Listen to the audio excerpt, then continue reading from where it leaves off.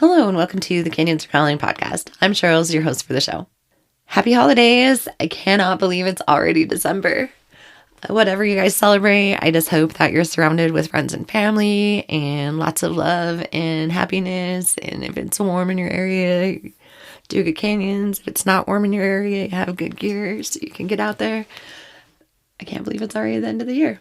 So with that being said, I have been starting to record for my next season. So if you have a story or if you know somebody that you would like to get on the show, please reach out to me and let me know.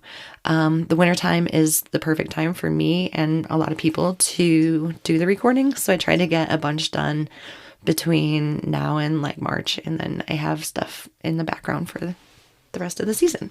So this is the perfect time if you have a friend or if you know somebody or if you yourself have a story, please reach out. It's thecanyonsarecalling@gmail.com or also on Facebook, The Canyons Are Calling group page there, or Cheryl's Rocks Jocelyn on Facebook. I'm really, really bad at Instagram. I'm trying to get better, but I do know I've had some people message me on there and it takes me a while before I even get the notification that I have a thing there. So I'm trying to get better at checking my messages on Instagram.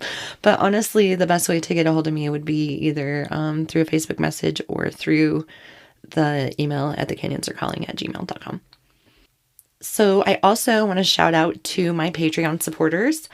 I have had like 12 Patreon supporters for about a year now, and it just really makes my heart happy that they feel like my stories are valuable enough to them. I have several different tiers on there. It's anywhere between $2 up to $20, however much you feel like my stories are worth to you. And I honestly wouldn't be able to do it without them. Like the donations help go to support the equipment that I buy. I'm looking into getting new software to edit the podcast and things like that. And I wouldn't honestly be able to do it. And I probably wouldn't want to continue the show without listener support. So thank you so much to my support Patreons. And if you want to support the show, you can do that at patreon.com/thecanyonsarecalling. And yeah, choose your level. If you want to just make a one-time donation, you can do that either through PayPal or through Venmo. And I do have links to all that in the show notes. Okay, enough about that. Today I have on Eric Hardwick. And Eric has been working on a lot of exploration up in the Montana and Idaho area. And he just started a new website called Canyoning the 406. And when I saw the list of canyons that he had been doing this year, I just really wanted to get him on the show to talk about that. He had a lot of learning lessons and he had just a lot of really fun experiences. So we mostly talk about that. We talk about his upcoming website and his new Facebook group, Canyoning the 406. So if you would like to reach out to Eric, you can do that. His new website is canyoningthe406.com. He has a Facebook group that's Canyoning the 406. You can reach out to him himself either on Facebook or on Instagram at Eric Hardwick. So enjoy the show. Happy holidays. So today we are here with Eric Hardwick. How you doing today, Eric? I'm doing well. How about yourself? I am doing great. So you have had one heck of a year canyoneering this year. Yeah, lots of experiences for sure. I saw a post that was said how many canyons you had done and what canyons you had done and what experiences you had done. And I was just like, you got to come on the podcast and talk about some of these. These are awesome. So thank you for coming on and sharing what you learned this year. Super excited. So first of all, if you could just tell us a little bit about like where you grew up and how you got into canyoneering. Yeah. So I was born and raised in Montana, Missoula area. And growing up in Montana, you're pretty much forced to enjoy the outdoors. And my parents definitely made sure of that at a young age. Always did a lot of hiking, glacier area in particular, Yellowstone, all the great outdoor activities. But around like 9, we had a neighbor that was a part of the extreme skiing scene in Europe. So ended up learning how to ski from him, and my dad got really into it. He'd done some like mountaineering in his younger years, and now he was just getting right back into it. So I was plugged right into that technical scene. Didn't really get into canyoneering until many years later, but got into a lot of ski mountaineering and like mountaineering and just all kinds of different types of backcountry skiing. And then trad climbing came with that, building up my skills and passion there. So eventually down the line, a lot of the climbing areas in Montana are pretty underdeveloped, or they're just not posted anywhere. It's a really weird ethic of like, don't tell, just show, which I kind of find a little gatekeeping, but that's okay. And a lot of those crags, you have to figure out how to get down from them with almost no protection or anchors already in place. So got me kind of into the sport of canyoneering without knowing. And then a couple years after that, I went to Zion and wandered around in the desert with some friends and found the first rappel in Keyhole. And that was like, my fate was sealed there.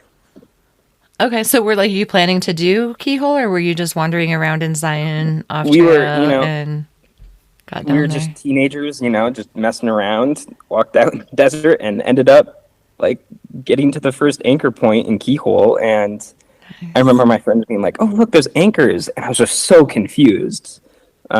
Because from a climbing standpoint, it made no sense at all. Right, right. Yeah, there is a climb near there called Led by Sheep. Okay, yeah. That is kind of in that back area there.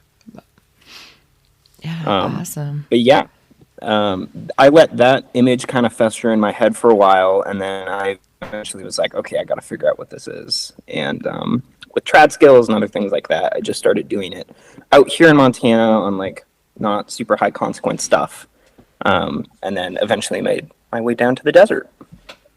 Very awesome. So how long have you been actually canyoneering? About 3 years now, a little over. Okay. Yeah. Very cool. So let's go over that list. What did you hit Yeah, last year? What do you want to talk about? I mean, we could just go down the list as is, I guess.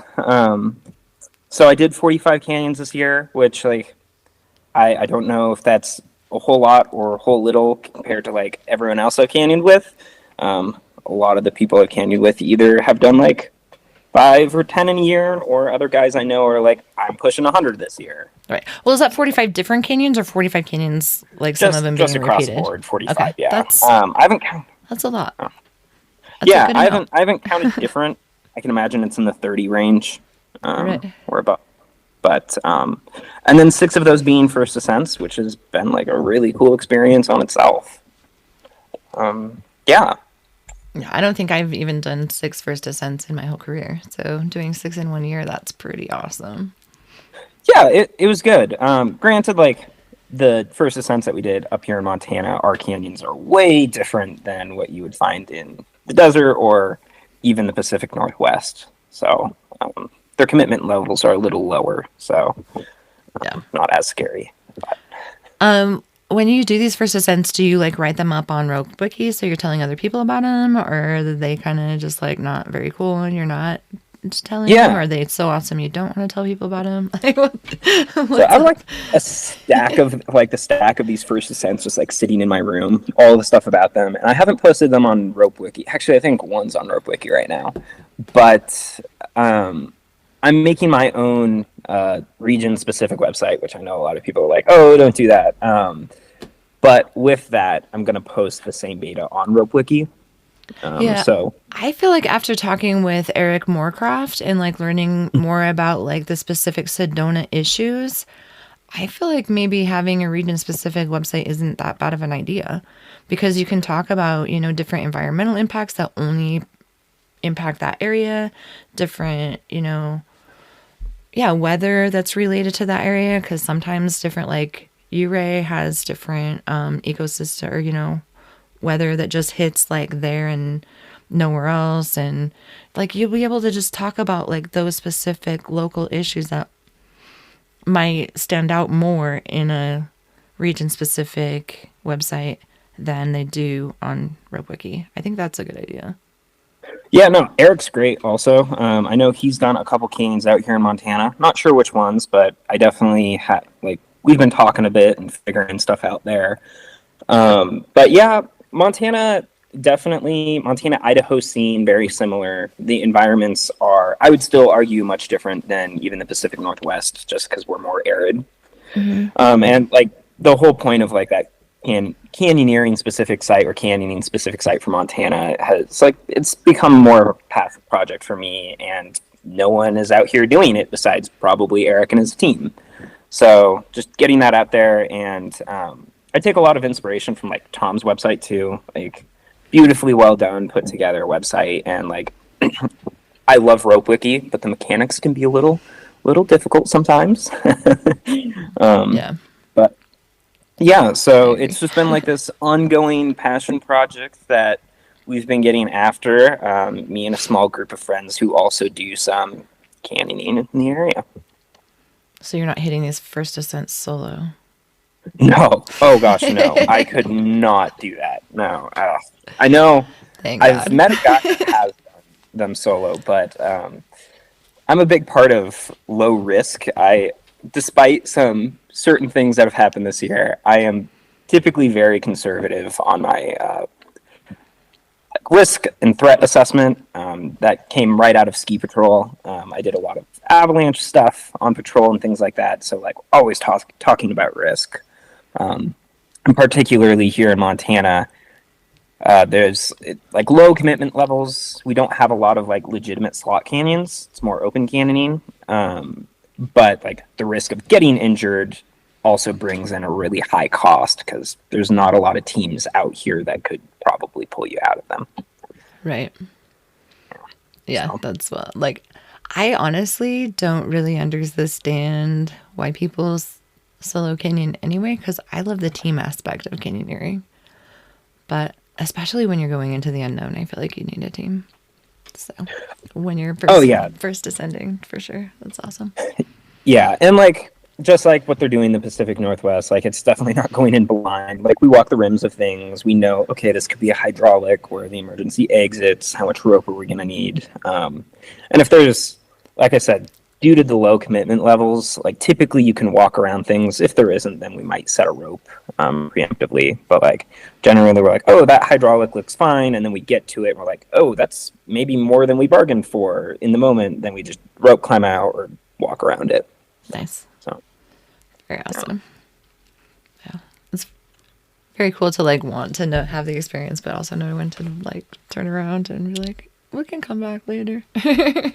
Yeah, most definitely. My last canyon of the season, we ended up having to cut like 200 feet of rope because it just got intertwined after the last person rappelled down from the flow. It just wrapped up the cord, and I was like, we're not going to rope climb that. Like, you know, it's 4:00. It's going to be getting dark in 3 hours. Just cut the rope, walk away. We have enough rope for the rest of the canyon. Just like a bummer, but like it comes with the risk, right? Yeah, for sure. For sure. All right, so going down the rest of the list, or were there some of your favorite first ascents in the area?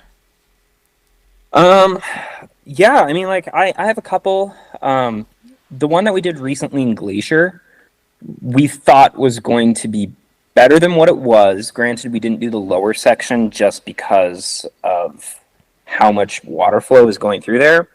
You got to know your limits, right? And it was starting to push way beyond the bounds that I'd ever been in before. And it was like, okay, we're probably going to need a lot more time and effort and skills to be able to handle that. But the upper section was fun. Like there is more slides than I was expecting. Montana isn't a big slide area in particular, so that was super cool to see. And the rappels were okay, but I think just being in Glacier National Park was an incredible experience on its own. So yeah, do you need to have permits to canyon in Glacier? So Glacier is a little interesting. Most national parks, because they're wildernesses, they are like very like, okay, you can set bolts or permanent anchors if you let us know what you're doing, you know, like for climbing. But the climbing rock in Glacier isn't that great. So they really haven't had any exposure to people, putting in bolts or things like that. Mm. So the superintendent, or my understanding of the situation, is it's a no bolt, no sling, nothing ethic. Like, you don't leave anything at all. Okay. Which makes things really complicated, particularly because Glacier is one of the few places in Montana that does have slots. So as I'm like writing up this beta site, I definitely have to be like really cautious, and be very conservative. Like, don't leave anything at all, because this particular national park, unlike Zion or some other areas where it's just like, okay, if you bolt something, like, might be a slap on the wrist, you don't know. Glacier could be a relatively serious situation to be in there. And I've been working a little bit with them on that and trying to come to a conclusion, but there's just not enough people, canyoneering in Montana for them to even look at it as a resource on its own. Gotcha. Yeah, when we were up there, I was looking around at the drainages, and I was like, there's gotta be canyons here. I wonder what's up. Yeah, there's a current passion project that I have going on up there with Chris Frost, and we are. He's a huge ice climber in the area. Really cool guy. I met him this year when we went up to the glacier trip, and he's checking out actually a lot of canyons for ice climbing, because that's just like his whole deal. But those same drainages ended up being like really awesome canyoneering or canyoning. And there's a particular slot that we're looking at right now that, it's probably going to take years to take care of, and it's more than likely out of my skill level. So I've been reaching out to people in the Pacific Northwest canyoning community, just with like, hey, like, we're probably going to need some help on this, but it looks really, really, really good. It's just a matter of figuring out the logistics at this point. That's exciting to hear. Yeah. Plan another trip to Glacier.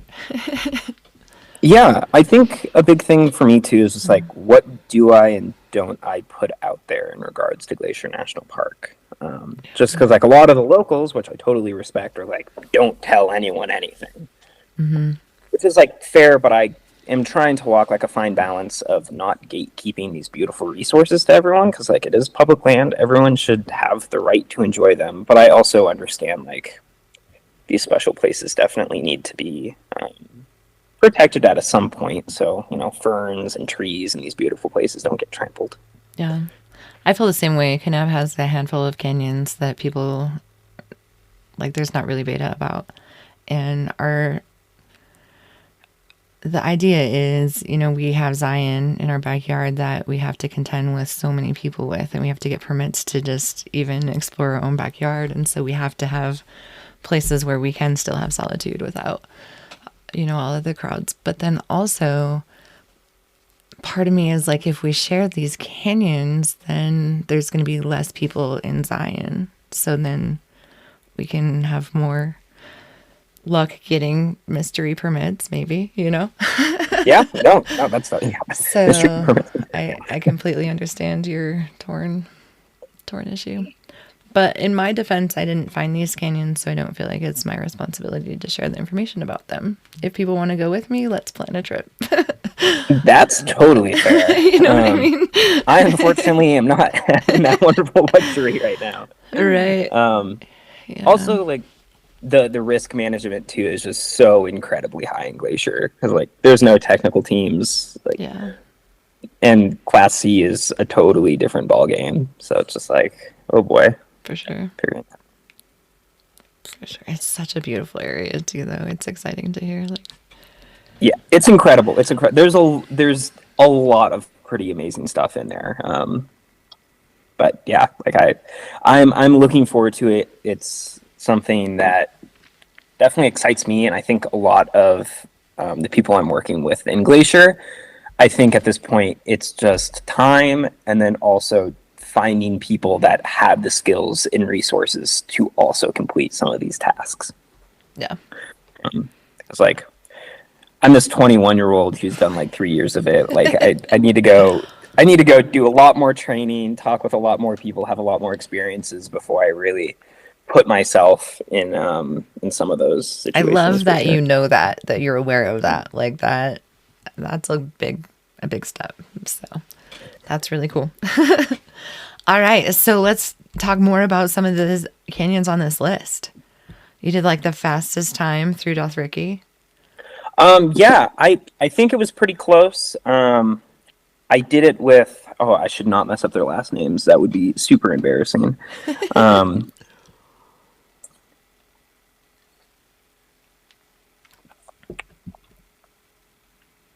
one of my good friends, Dylan, in the park, which he actually works for the Park Service. He was with me through most of my canyon experiences this year. He's like this master diver, super cool guy. But as far as like technical canyon skills and like experiences, that wasn't really his whole ball game. So he got to be the designated pack mule for the year. Which thank you, Dylan. That was huge for us. Oh, that's awesome. But we did it with Ryan Fontaine and Jared Kupella. So it was us four. I'd never done it before. Quite frankly, I wasn't like horribly interested in this canyon just because there's like so many other things in the Zion area that I was like, oh my gosh, I want to do. But we actually had a heaps trip planned instead of that, and they came in all the way up from Arizona, and the weather just wasn't good enough to justify being in that canyon. I think at one point they said 10% chance, and then like that evening at 6 p.m. they said no chance of rain, but then another weather service was like, oh, there could be, 0.1, inches that come in. It was like, nope, we got to call it. Like it's not worth it. Yeah.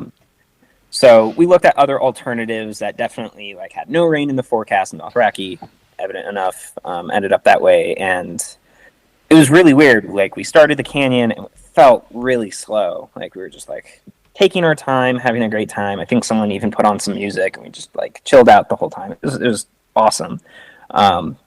We learned about the CEM knot, things like that. I'm not a massive releasable knot guy. Up in Montana, we use it more, but down there, not as much, or at least haven't used it as much. And used that throughout the canyon. It was a fantastic experience. And before we knew it, we were at the last rappel. And I think we did it in like 7 hours, maybe even a little less. You'd have to ask Ryan. He, I think, has the exact time on that. But yeah, it was a great experience. I still haven't done that one, and it's like right in my backyard. It's really fun. I'm not sure if everyone else would agree with me on it, but it definitely feels like just a more technically challenging Spry. Okay. Huh. You're definitely a little more committed than Spry. I'd argue like you can get out of the water path and Spry more, but like it's just like a lot of rapid rappels, and like there's one like pretty nasty stem section, but besides that, the whole thing's pretty fun. Nice. Spry was my first canyon. It has a special place in my heart. Oh my gosh, same in the Zion area at least. Yeah. Yeah, it's my favorite. Not my favorite, but I used to do that canyon every year so that I would see how the canyons changed and then how I've changed. And funny story is you said that there's a lot of places to stay out of the watercourse in that canyon. So I had done that canyon at least 20 times in probably 8 years. And I was talking to Tom one time and he mentioned something about this arch in Spry. And I was like, the fuck are you talking about? There's no arch in Spry. And he was like, yeah, it's down this rappel, da da da da. And I was like, I know. Like, I've done this canyon a million times, never seen this thing. And he's like, do you stay in the waterway? And I was like, well, no. My friends always like went around, and he was like, whatever, And so this next time, like, I had never taken a wetsuit through. And like, whatever, right? And he was like, you always need a wetsuit. You stay in the course. Are you a canyoneer or a rimmoneer, right? And so sure enough, like my 25th time through Spry, I actually stayed in the watercourse, and it's a completely different canyon. It's a really cool, fun canyon. Yeah, no, it's awesome. I feel like it's like this perfect mix of even like what you find in Sedona area. Yeah, no, Spry's fantastic. Yeah, so now I go through with friends and they're like, there's a rappel over here. And I was like, no, we're staying in the canyon. Are you a canyoneer or a ramoneer? That's a fun one. So you got to help Tom take a deer out of heat or a keyhole. Yeah. That sounds like an awesome experience. That was probably my most lucky moment this summer. I moved down to Zion to work as an intern for the Park Service. Didn't know anyone that canyoneered, which is kind of funny. A lot of Park Service members, some of them do canyoneer, some of them don't, but it's like they have great risk management, and they're like, we're going to stay with who we know or like take people on slowly, which is like, great. I love that. But I was looking to get into the meat and potatoes of the park relatively quickly with my time there. And one evening I just like stopped by the front desk and picked up permits for keyhole. And I was like, oh, I'll just do it after work. Drove on up there to do it solo. And sure enough, Tom's truck pulls on up. And I'd never met him before, and I recognized him. I was like, Tom? And he like turned around, and he's like, who are you? And I was like, oh my gosh, I was this kid that was emailing you about Family Camp Canyon and all that. And that's when I ended up meeting Max and Ella, who I love dearly. They are fantastic. They are fantastic. Yeah, I struck gold by running into this small group, and they're like, do you want to pull a deer out? I was like, yeah. I won't run keyhole. I'd love to pull this dead deer out. So sure enough, we went on in and pulled it out. It took a little bit of some engineering, most definitely, but we got it out and put the deer out, and yeah, it was good. It was really good. He said he wanted to get it out before he got rotten. Was that the case, or was it pretty rank? It was actually pretty good. Pretty good condition. Like, it definitely was starting to smell, but it wasn't by any means falling apart. We still got it early enough. And we pulled it up with a tarp with a 3-to-1 system. And then we just laid it out on the slick rock there above that first slot, which, or I guess maybe technically second slot, depending on where people start. So hopefully condors ate something, but, scavengers got some of it. Right. I mean, I've had a lot of gnarly experiences with dead animals in canyons, so that should be like an episode all in itself. Yeah, that would be an awesome episode. I haven't run into a whole lot, like dead rodents and whatnot, but one time through Keyhole, we ran into a live squirrel that was pretty angry with us, so that was an exciting endeavor. Yeah, it was pretty cold and whatnot. And someone's like, oh my gosh, let's like pick it up and put it. I'm like, okay, let's not touch the wildlife. It was at the very end of Keyhole. It can swim out. Like, don't touch this wet, scared, angry squirrel. But we did help a little pack rat mouse out of a pothole in Imlay. Brought it to a little sunny section. And my friend would keep his first aid kit in an Nalgene bottle. And so he just transferred that to his dry bag and put the mouse in the Nalgene bottle. And then we carried him to a more open, like sunny section of the canyon. But I don't know.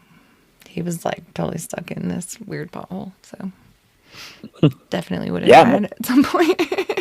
Those things are definitely no joke, for sure. Like, sure, they get plenty of animals, but I know some people pull rattlesnakes out, which is crazy. Oh, we've done rattlesnakes too. We were in Rock Canyon. There was a baby rattlesnake in one of the little potholes, and we were gonna come through with a group of like 15 Boy Scouts. Ooh! And so, knowing that the rattlesnake was there, my boss went through first and he collected the rattlesnake, and then when he had the snake, everyone else came down, and then he went forward, and once he got to a big area, he let the rattlesnake go too. But yeah, that's pretty cool. Yeah, if anyone has like animal stories, call us. Reach it. Like, let us know. We'll get in like the near miss, flash floods, and animals. It can all be part of that. Because I definitely have some gnarly ones. I'll talk about those later. because we're here to talk about your stuff right now. Diana's thrown on a full moon. That sounds awesome. Yeah. Sounds like maybe less people than during the middle of the day. Yeah. I ended up throughout the summer, there was this really awesome crew of like park service. Actually, I think now that I think about it, all of them were park service members. I was the only person who was not like a seasonal or permanent hire. And a lot of them were like, "Oh, we'd love to try canyoneering," and I was like, "Perfect." We were gonna do keyhole, but this. I think it was June. We had a really weird June, is my understanding. Just like lots of rain, a whole bunch of it. And so the next conclusion was like, okay, what if we go out and do Diana's Throne? Like, that's a great one. And we had to do it after work. So I let everyone know, I'm like, hey, we're going to walk out in the dark. There's like 4 of you, and it's like, it's going to take a bit. And they're like, that's totally fine. End up getting there. And in the distance, like, there's this beautiful thunderstorm out in the, like, past the drainage. It was just gorgeous. And we hit it perfectly at sunset. It was a great teaching opportunity. Some people is their first time rappelling ever, and like I think Diana's is a great experience for that. And yeah, no, we just rocked it through the night, and at the very end of it, we turned off our headlamps, and it was a perfect full moon, and we got to walk all the way back to the car in like this gorgeous moon with lightning way out in the background. That sounds epic. Yeah, no, it was really good. Yeah, I like ending on full moons. I don't. Some people do it like new moon, like when it's super dark. I don't know. There's something about like the light of the full moon makes it so bright, like you don't really need the lights. So yeah. I like that. But yeah, anytime you're on a rope, it's awesome. That's true. Most definitely. Yeah. So how was your trip through Imlay? Imlay was fantastic. That was like my one canyon I wanted to do all year. I was like, I got to get an Imlay this year. Like, I will beg, borrow, steal. I got to get in this canyon. And Dylan, the other guy that I was with, he's like, oh yeah, I'm more than happy to just lug a bunch of the gear through. I was like, perfect. And we needed a third person. And one of our situations that we had all year is just finding a third person. It's just so difficult. Typically, like, arguably, I definitely agree with, I was talking with Tom one time, and he's like, 4 people is probably a good idea, just because if someone gets injured, then you can, have a better plan there. And looking back on it, I totally think, like, 4 people is probably going to be my limit from now on. But at the time, we were just, like, so excited to go do Imlay, and I had a good friend come up from Flagstaff. She had done, like, I don't know, 15, 16 canyons before. So this was like a relatively, big jump for her. But she was super down. She does a lot of outdoor stuff, was super prepared. And we just decided, all right, let's go for it. The weather looks perfect. We just got a condition report the day before saying it was actually almost dry, which was like crazy to me. Mm-hmm. And we took our time. We took photos and like hung out and just like explored all of Imlay. I think from car to car, it took us 14 hours, which is definitely a long time for Imlay. I think most people do it in like 9 to like 14 hours to me sounds about right. Okay. When I was like looking at condition reports, people were like, "Oh, took our time," and they do it in like 9 hours and 50 minutes. Also, and I'm like, I always say slowly with Shirley because I like to take pictures. I like to be there. So yeah. So we took our time, and I mean, there was a swimmer right at the start. I think at the first rappel, and then we didn't see water again until probably the first section of like significant narrows. It was just like dry walking. So right when you like drop down into that first kind of pothole, it's like a small rappel, like 35 feet, I think. After a long section of walking through like that more exposed area, and got to get some keeper action. Big Bertha wasn't quite at the point where you need to hook out. We were able to toss someone out of it and get us out, and then pretty much every other keeper pothole was low enough that you could stand in. Actually, yeah, all of them you could stand in, except for the like notably the last section was pretty nasty. I don't know if it's like the keeper hole in Imlay, but there's like one in particular that's always, when I read reports, if you're not swimming over it, it can be a real Right. pain.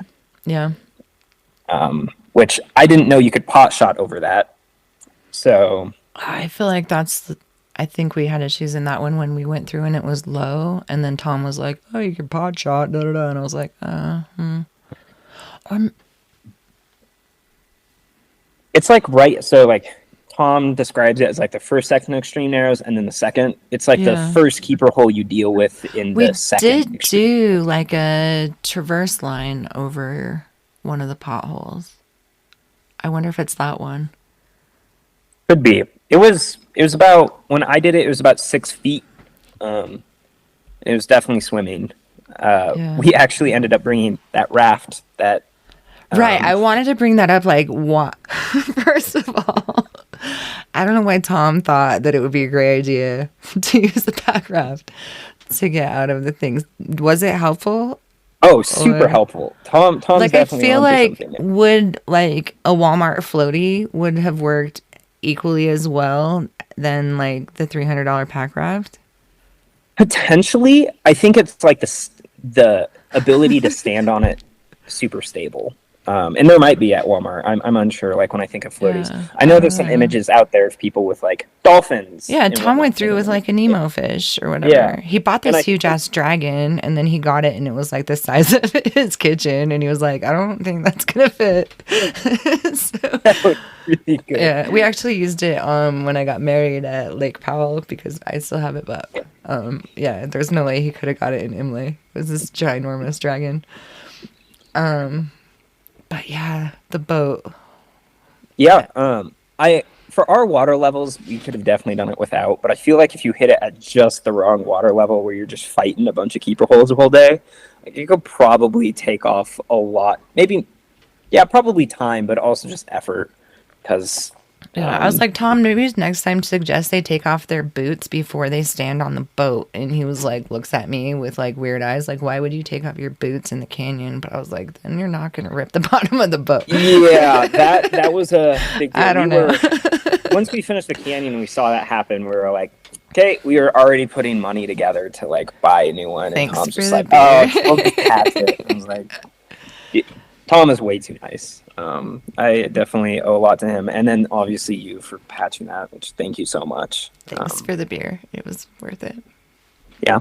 Okay. I wasn't sure when we were picking up beer. I was like, okay, IPAs, and we just kind of looked through them. Yeah, you got this like rye one, which it was called like Suspect or something, and I honestly would not have purchased a rye IPA because I've had some rye beers that I don't like, but it was really good. So yeah, thank you. Of course. Shout out thank to you. whatever that rye beer was.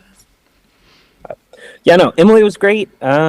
Got to have the whole experience of struggling out of keeper potholes and that magnificent last rappel, which is just fantastic. Yeah, try to do it again when it's full, if you have the chance, because it's completely different experiences. I've done it in both conditions, and it's still a lot of work. It's like definitely different. Like you probably had the experience of walking through the trash compactor. Yep, we just walked right through. Yeah, you have to experience the trash compactor when it's got water and logs in it. And yeah, like swimming over things. It's easier in some aspects, but it's also more work in other aspects. And definitely you want to be able to stay warm, because my first trip through, I almost got hypothermic. So the second time through, I wore like a dry suit with extra layers and stuff. And I was just like kicking back in the potholes. And my friends are like, hurry, it's cold. And I was like, this is toasty. So yeah, I mean, experience it in as many conditions as you can, because it's a great canyon. Yeah, no, this year I'm coming back down in June. And I'm hopefully just going to rerun as much as I can. And Emily is definitely on the list of going probably once or twice now.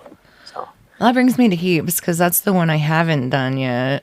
And gotcha. I know you had a great experience in Heaps this year that you learned a lot from. Yeah. So 23 hours through Heaps. That was an experience, most definitely. A huge learning curve, I think, for everyone involved with that particular canyon. And like looking back on it, I totally understand why people like do Imlay first.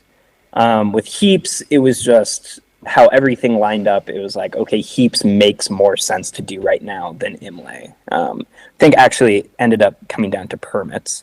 We really wanted to do Imlay that day, but just the permits didn't work out. Okay. And we had felt that we had a strong enough team to go run out heaps. We were a small team, so we felt we were going to be fast.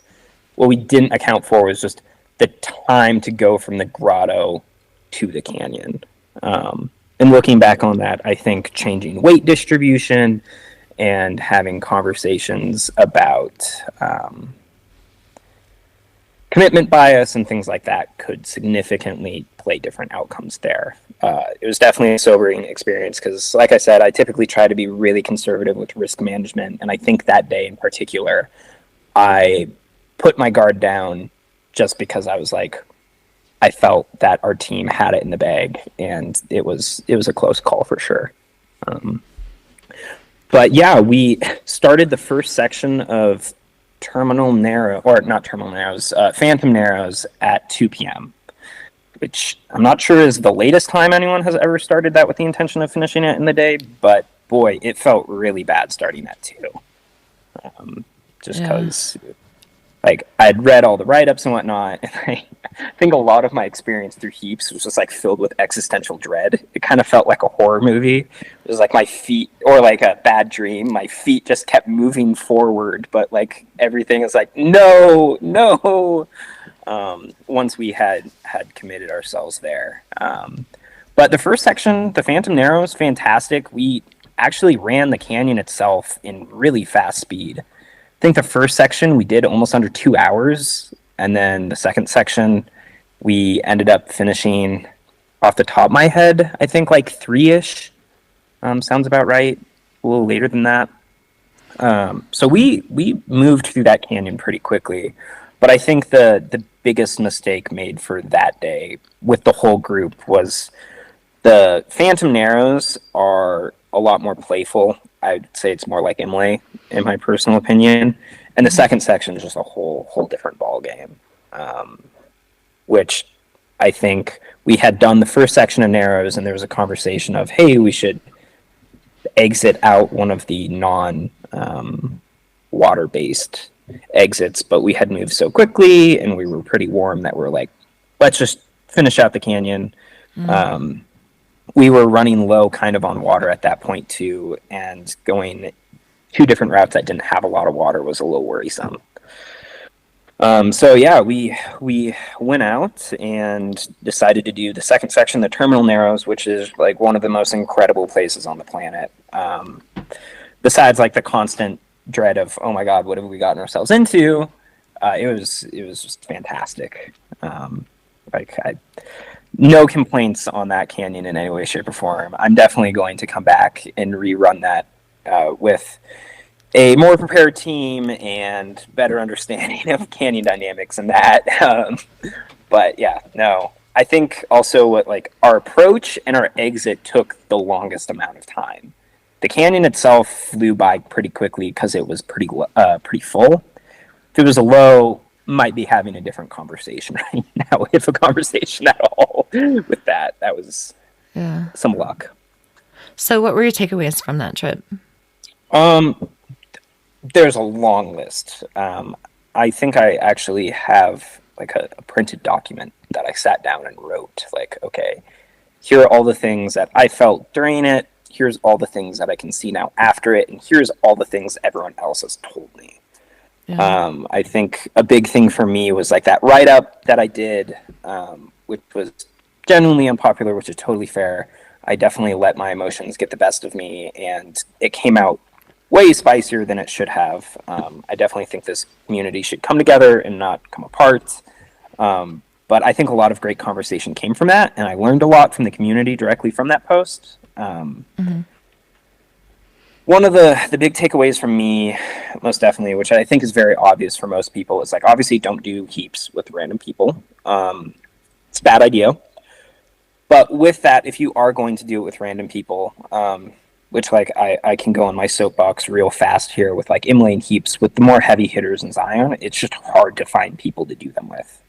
there's a lot of people that have done them, but the Right. people that have done them only do it with people that have done it before, or like, they've known for a long period of time, which is totally fair. Like the way Right. that this canyon is, it should be done that way. Right. When I was setting up Uh, my crew for my last trip through Imlay, I was definitely very selective with the yeah, 5 people that I right. chose.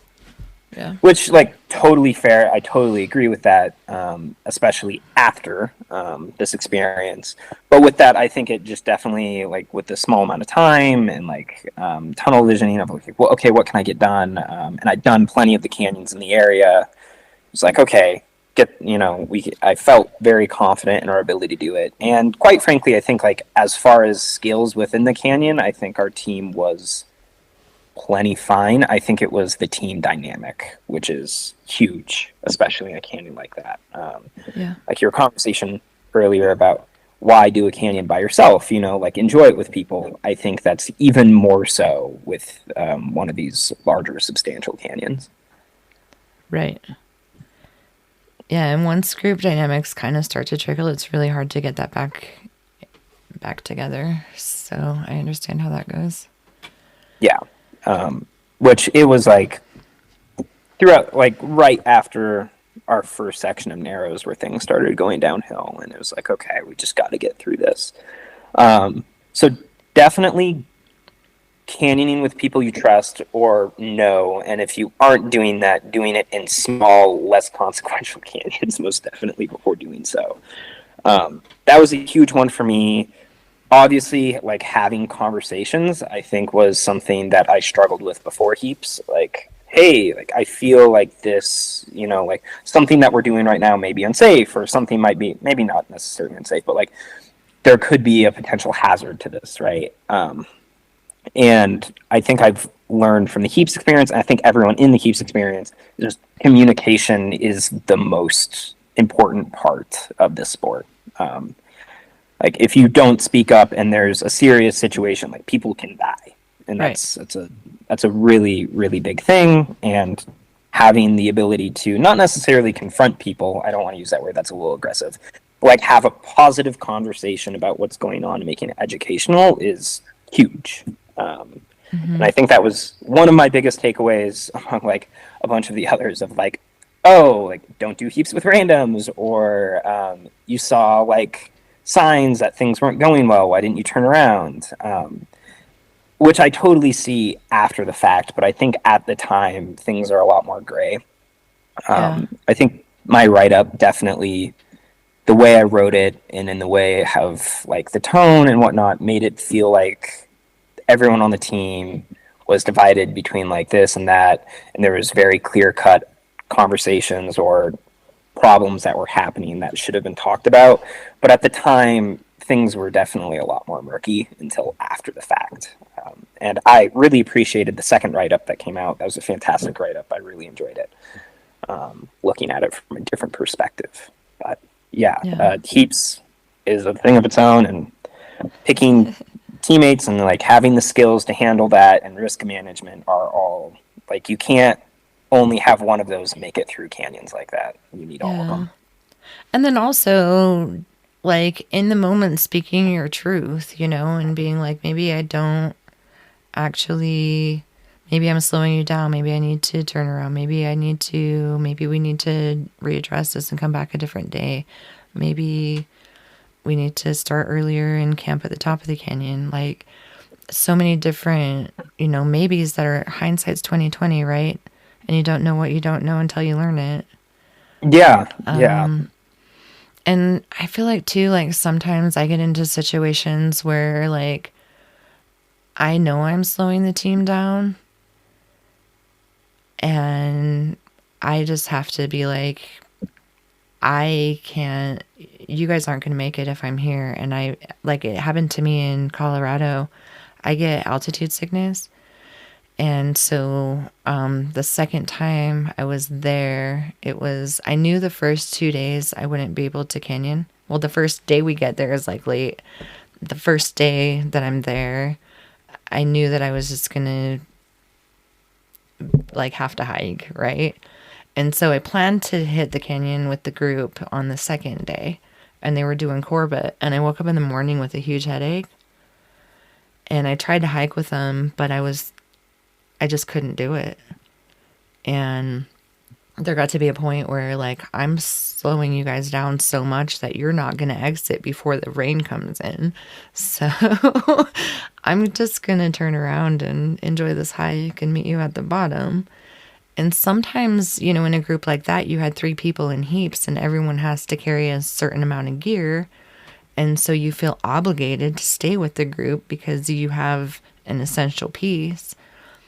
But sometimes if you're slowing the group down or you're, you know, making those decisions, maybe sometimes it's better to be like, hey, you got to carry this. I'm heading out. And then that group, you know, you two would decide, like, do we really want to go on or should we also, you know?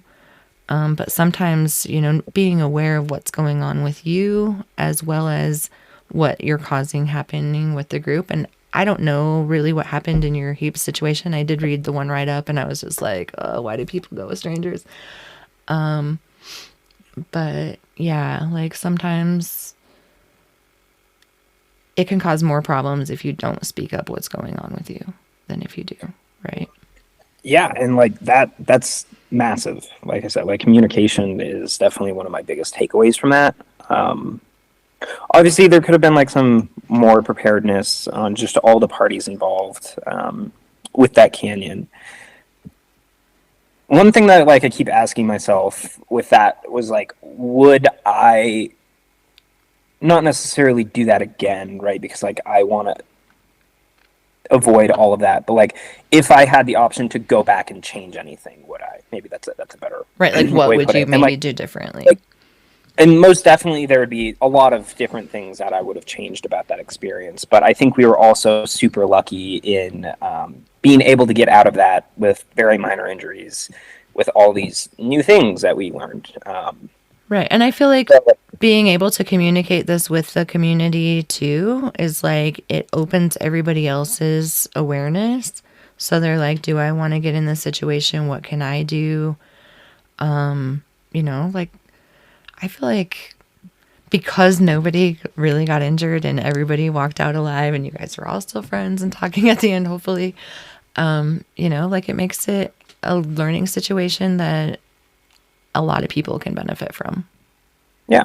I definitely noticed with like the community, it kind of reminded me of the climbing community, which I give the climbing community way hard or too much of a hard time than I probably should. But just like, it was super awesome to see like after that post, like how many different like Facebook groups and things like that was like, hey, read these write-ups, you know, both of these write-ups are like super important and like conversations and that. And of course there was a lot of unproductive conversations in those too, which I think both like every party involved definitely got probably more flack than they needed, but like right. I'm not the one to judge in that because I'm a part of it.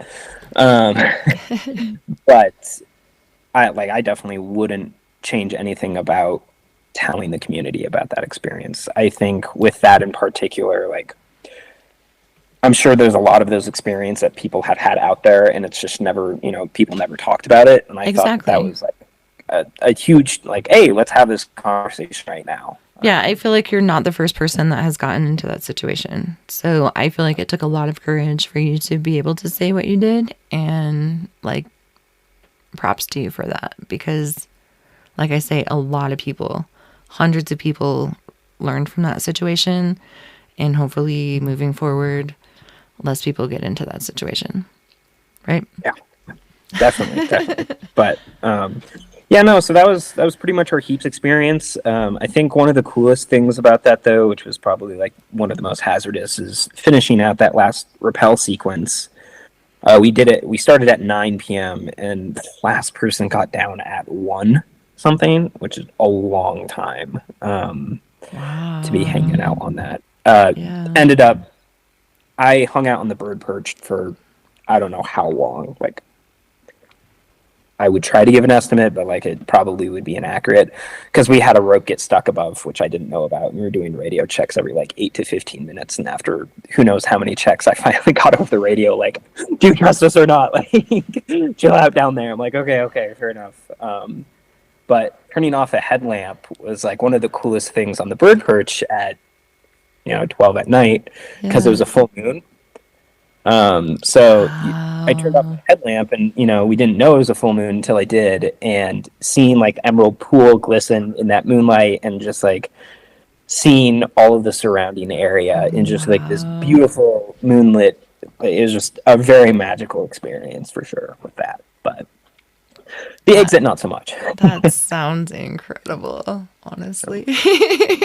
Like as much as I would hate to do that 300-foot rappel in the dark, that Yeah. sounds magical. The first guy that went down, Dylan, he was definitely nervous, and like as you should be with that rappel, it's a big rappel, Yeah. and he's like, "Oh man," I'm like, "Just turn on your headlamp, just turn it on, you just Just do rappel for it. a longer period of time. You got this," and he crushed it, of course. But Yeah. So that's it. I mean, I've heard of a lot of people that get rope stuck on that rappel. So, yeah, it dang. was actually the first rappel that got stuck. Um, I'm not sure what happened. Like I said, I wasn't there, so I didn't know what was going on with it. We were Yeah. actually using a micro pull cord too. So those definitely have a nasty habit of just getting tangled up in anything because they just don't have a lot of mass to them with vegetation. Right. So, but yeah, it sounded like quite a struggle up there. So Whew. yeah, Not the place that you want messy to have a indeed. struggle with Messy day. ropes. But Okay, let's check the list and see what we haven't talked about yet. Family camp. I haven't done family camp yet. yeah, family camp was actually probably in my man. I had a lot of awesome experiences out there, but it was definitely up there for one of my favorite experiences. We unfortunately hit it right when it was super dry. It sounds like it stays pretty dry unless if you hit it right after a rain. Um, but it's a fantastic canyon. I don't know how many people have done it, maybe 100, if that, at least on purpose. Right. Yeah. um, Like not very many. That canyon got found because they did it on accident, right? And yeah. the family had to camp Um, there. but I think it's like this perfect example of what probably canyoneering in Zion was like before things got bolted, which is like super special, and like not enough people have done it for there to be like rope grooves or anything like that. It's like a very sterile thing, and I'm sure talking about this, people are gonna be like, "Oh, let's go to family camp," And I'm like, I better hit it now while it's in its prime. uh, but what's also super cool about it is it brings in, I would argue, a lower consequence like experience with like potholes and keeper holes. Um, in Tom's write up, I definitely was expecting like, oh boy, some serious keepers. And when I emailed Tom, he's like, okay, they're not, maybe they aren't that bad, but it definitely has some ability for there to be keeper holes in there. But when we went through, everything was super dry and you're still able to stand. But super awesome experience with that. So if people want to, get into that kind of climate and they have the skills to do a 4 canyon, which I think we actually pretty much fiddle sticked or double stranded everything in there. We didn't even need to use our same wrap when we went through. Nice. And it has a skeleton arch, so that's super cool. Ooh, Um, that does sound awesome. yeah, it's a really cool canyon as long as you know what the last rappel is and don't do it without the ability to climb back out. Right. Because ending up in that position sounds like it's gotten a couple people for sure. Yeah, there's been a lot of rescues there. Yeah, but Very it's sure. super super great canyon. I liked it more than Fat Man's Misery personally, but Really? that might be a maybe not the last section. The last section of Fat Man's is pretty hard to beat, Once you but get to that warm water, like that's my yeah, favorite yeah, part of Batman's. it's hard to beat that section, but everything above that point, yeah, I'd say Family Camp has a beat. So I used to guide the East Fork of Fatman's, and that was a long day, but beautiful. yeah, I hear that's incredible. I haven't done East Fork yet. Yeah, it's longer, sustained arrows, and a lot more colorful. But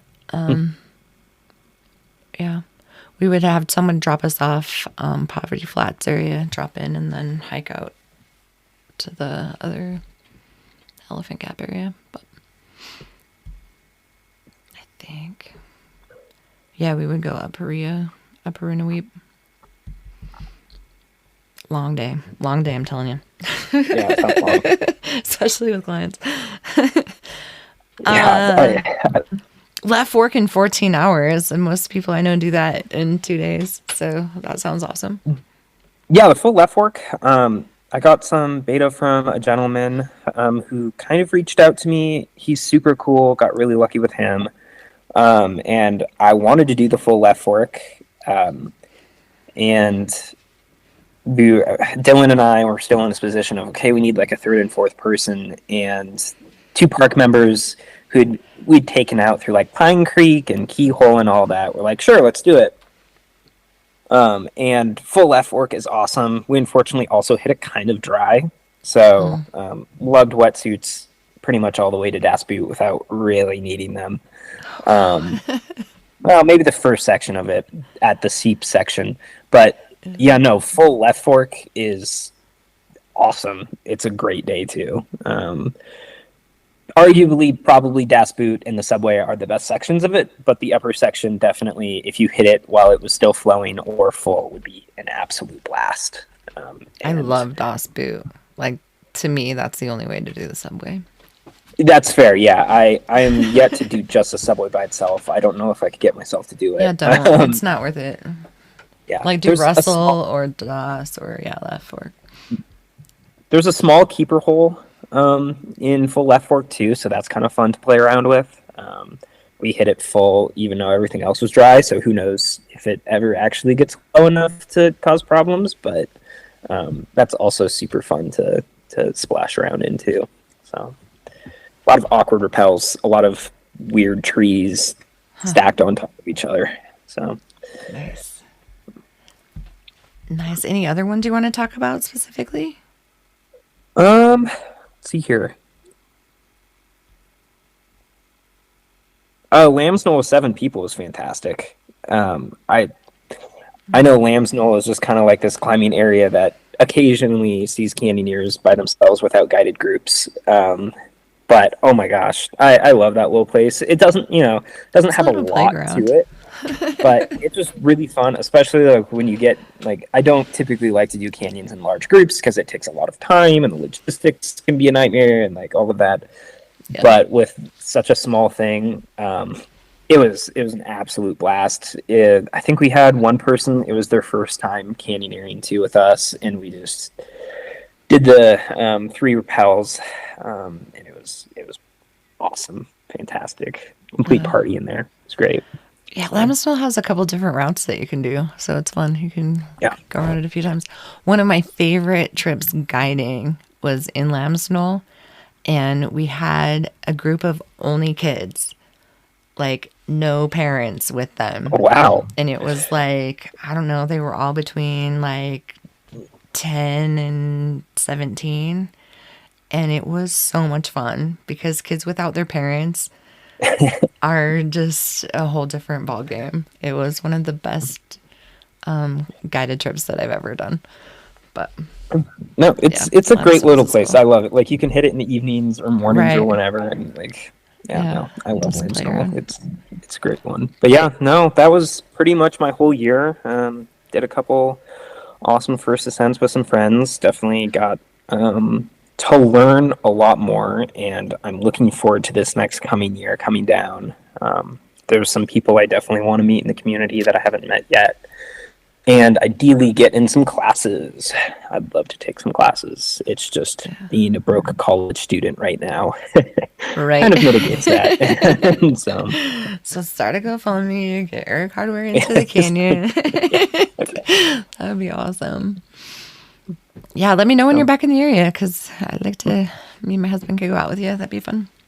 Yeah, no, of course. I'm looking at hopefully staying down for the whole month of June. I got a job potentially lined up again with the Park Service down there. I don't know if I'll take it yet because I have a lease up here that goes till August, but we'll see. So, yeah. Nice. Very cool. Well, I know that canyoneering makes me really hungry. So what's your favorite canyon snack?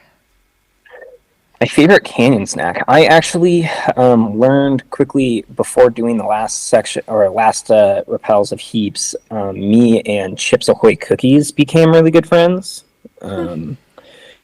I typically don't eat cookies that often, but a gentleman suggested to me that if you just keep eating cookies, you can get through Imlay pretty well with thin neoprene, and that works apparently through heaps of it. So I found out you just keep burning calories, it helps. So That's awesome. uh, Chips Ahoy cookies were definitely a big favorite of mine, but also Sour Patch Kids. I enjoy some sugar in the canyons for sure. But, I burn a lot of energy. You need some yeah, extra sugar. yeah. That's awesome. How about after the canyon? What's your favorite canyon beverage? Um, I found in the Zion area, I would probably argue the Polygamy Porter, just because we don't have that up here in Montana. Right. It's a great porter. I like water quite a bit too. I typically drink a whole lot of water once I'm out of a canyon. Whether or not I need it could be determined because I drink a lot of water anyways in canyons, but Right. just definitely drinking just a lot of water with electrolytes, I have found makes the next day, especially if you work the next day, a little more pleasant. 100%. Yeah. Yeah, I can never drink too much water. And you're right with the electrolytes, because if you don't have the electrolytes, you can get water intoxication. Yeah. That's also not good. Yeah. What's an essential piece of gear that you always carry with you? I usually always carry a VT Pressic with me just because, like, I'm a big Pressic fan when I can. But one thing that I now also almost always take with me is a micro traction. Can't go wrong with them. They're a great capture device, for 3-to-1 systems or personal use. So you won't find me in a canyon without them. I also typically bring like backup rappel device. So I always bring like a backup squirrel or something, just because who knows? I'm sure people have dropped their belay devices in potholes or who knows what, never to be seen again. So always keeping that with me, and just the ability to ascend rope is huge. So definitely won't catch me in a canyon without that gear. Yeah, I have been on trips when people have dropped their device, and I've had an extra, so they definitely come in handy. And I like to just practice ascending in a tree when you can, just so that you have that skill handy, or just like a trellis in your garage or whatever you have available. Because when you need it, like you need it, you need to know what you're doing. I'm yet to really run into an experience where you need rope climbing gear, but I know, like, my days are numbered. Eventually I will. Like, there will something that will happen that I right. always carry it. Yeah, speaking of that, I need to probably in November get on the calendar one of our skills days so we can get out and practice, because that's important. Don't use the skills, you lose them. Exactly. Yeah. How has canyoneering changed your life? Completely. I mean, like, this sport has surprisingly creeped into everything in my life. Actually, on my wall right here, I have a topo map of Zion with a bunch of my permit numbers and things like that. And then that's cool. Pictures back here, this one is of Heaps, and then I think Pine Creek and Keyhole. So, like, even the interior of my apartment currently has been affected.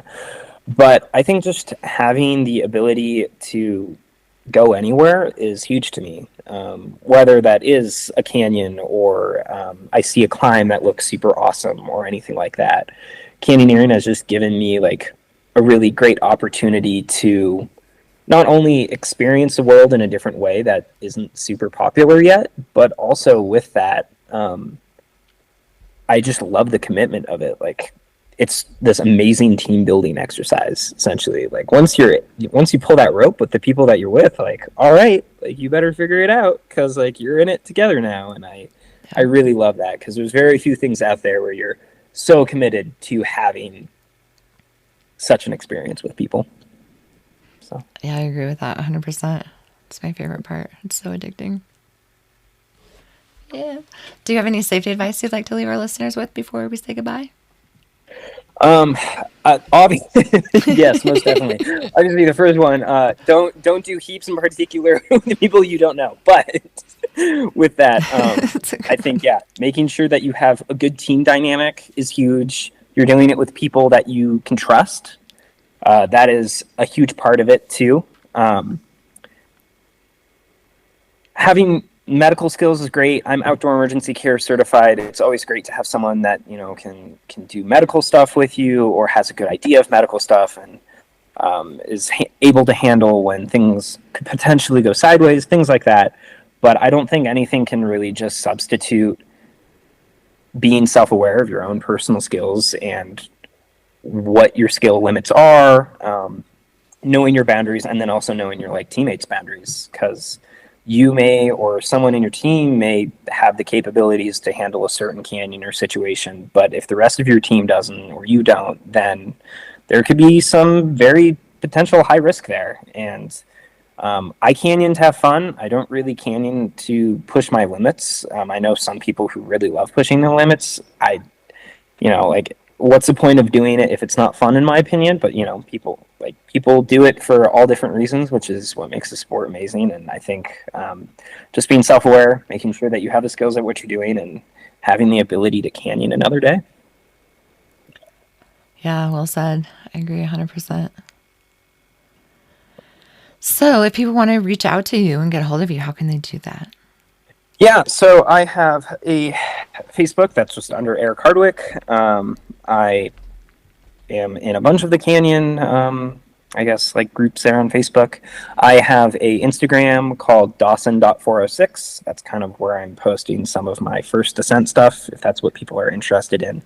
And then hopefully by Christmas, I'll have the Montanan canyoning site up, which is Canyoning the 406, which ideally will be up by Christmas, but we'll see. My exams have a way of keeping me from doing other business. But yeah, that's how they can reach out to me. I'm always down to canyon with anyone, or if anyone wants to get in on the projects that we're doing, or has a project that they would be interested in me helping with or looking at, I'm always happy to do so.